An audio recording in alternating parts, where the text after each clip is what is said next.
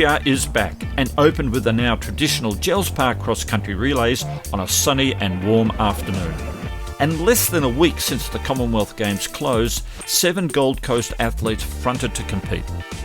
From Glen Huntly were Ryan Gregson and Ridian Cowley, Georgia Griffith for Box Hill, Jordan Williams in the APS colours, Stuart McSwain for St Stephen's Harriers, and for Essendon, Lyndon Hall, and surprisingly Liam Adams, just 6 days after his marathon battle with Callum Hawkins. I hadn't ran all week, this was my first day, so my warm-up was my first run since at Gold Coast. Throw in a handful of Olympians and a Para-Olympian as well, and the scene was set for some hot racing.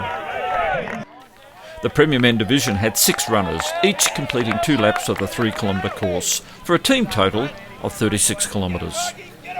The initial pack was a mixture of divisions, Premier, 2 and 3, with Matt Clark pushing the pace for Old Zavs. Eventually Ryan Gregson cleared out in front from Glen Huntly in the Premier division. It was also the fastest time on the day, running 17 minutes 05 for his 6-kilometre leg. Andrew Buchanan had his Division 3 Bendigo team in next.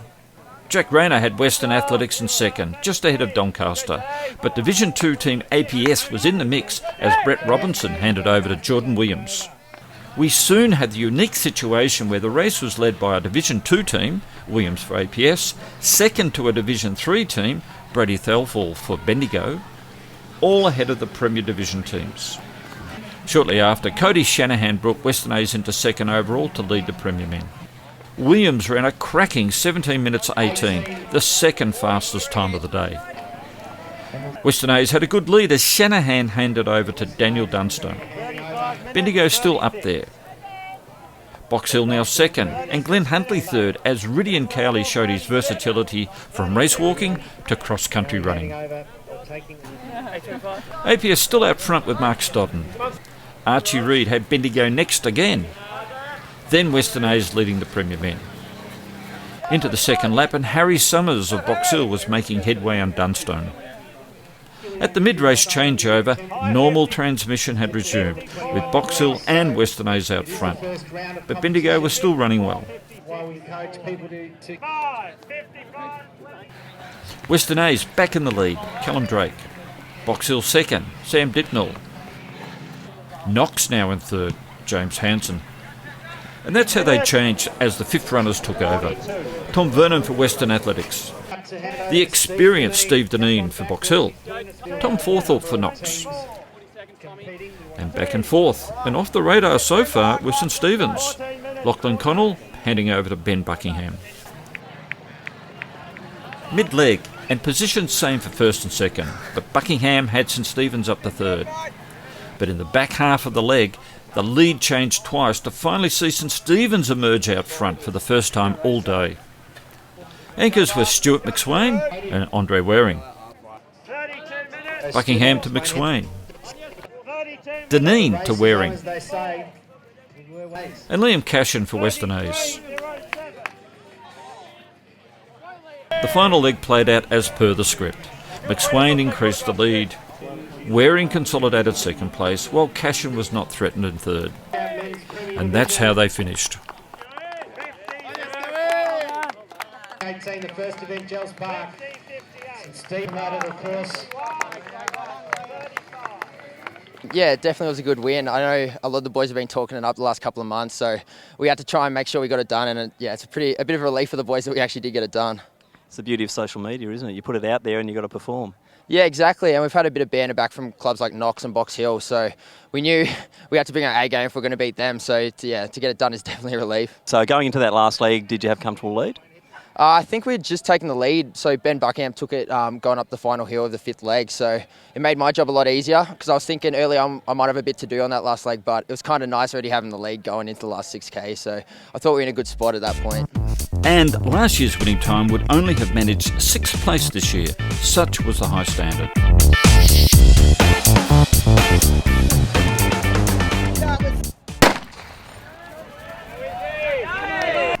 For the Women's Premier Division, it was Melissa Duncan of Knox ahead of Georgia Griffith from Box Hill.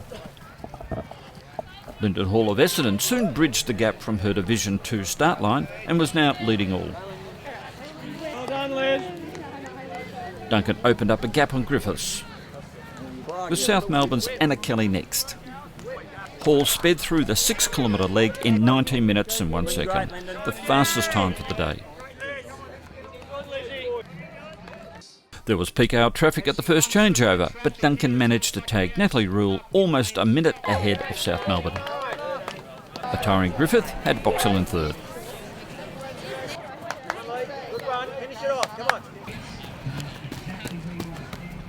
Maxine Paolek, second runner for South Melbourne. Frankston into third with Sarah Klein. Amelia Aslanides for Glenn Huntley. And Steph Condigonis for Box Hill. Rule increased the lead with outgoing runner Katie Gamble timing her stage entrance to the last moment.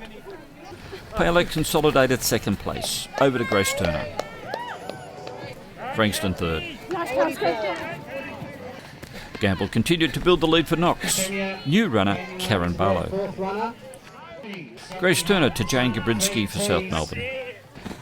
For Frankston it was Kelsey Walton to Caitlin Egan. Glenn Huntley fourth. Knox had a large lead by now.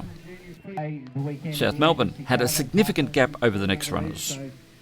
Only third and fourth places looked like a contest now.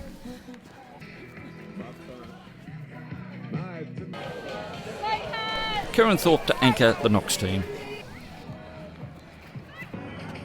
Simone Brick, the last runner for South Melbourne. Frankston temporarily misplaced the GPS at the last changeover. Glenn Huntley changed close behind. Thorpe and Brick maintained their positions. But Glenn Huntley with Anna Kentwell moved into third, ahead of Salam Gifford for Frankston. A clear win by nearly 3 minutes to Knox. South Melbourne second. Glenn Huntley prevailed to land the bronze medal. Yeah, it was really good to get the team together. Obviously, it's been a while since last cross country, and we haven't seen much. We haven't been part of a team over the summer, so it was really great to get everyone together and excited to get the win by pretty convincingly too. Yeah, so you have established a pretty good squad this year at Knox. You reckon you can take them through the whole season, or will we see them start to fall away a little bit as the longer distances come in? I reckon I'll probably be a bit guilty of backing off when the longer runs start to come in. But today's a perfect day for for a track athlete to have a go at cross country. It's only 6K and it's nice and sunny, so definitely I was pretty happy with the conditions today, but I'm not sure that I'm going to be so down for the 10K or 16K, however far it is in the winter. And this year's winning time, 2 minutes quicker than last year.